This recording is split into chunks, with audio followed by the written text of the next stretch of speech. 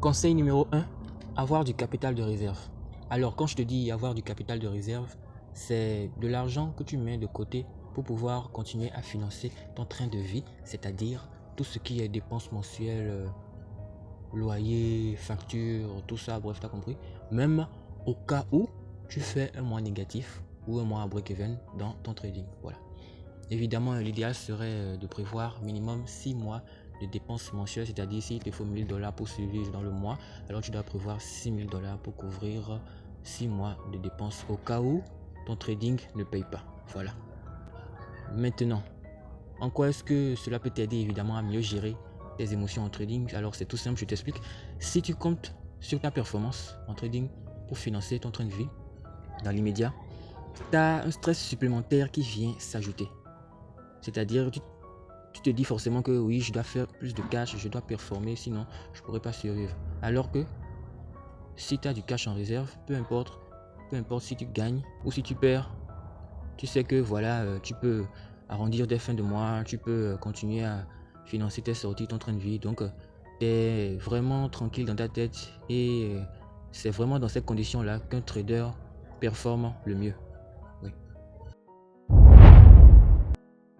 Alors, le conseil numéro 2, c'est établir un plan.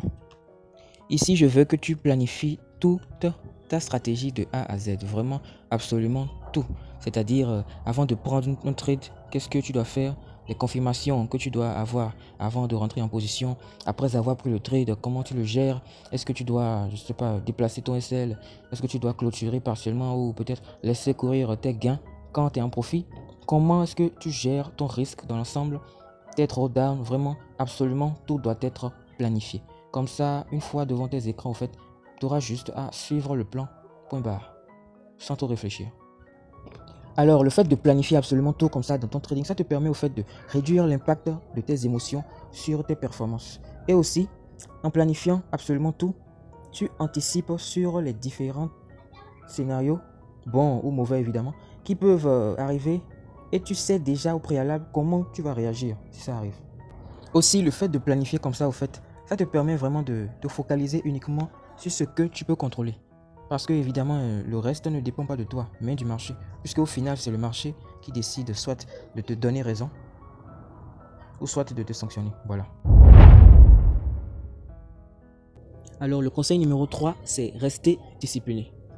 Tu sais, c'est bien d'avoir du capital de réserve et d'établir un plan. Mais en réalité, si tu n'as pas un minimum de discipline, tu ne pourras jamais t'en tenir au plan que tu as toi-même mis en place. Parce qu'une fois que tu seras devant tes graphes et que tes émotions vont prendre le dessus, c'est ton plan qui va te permettre de toujours faire les meilleurs choix possibles.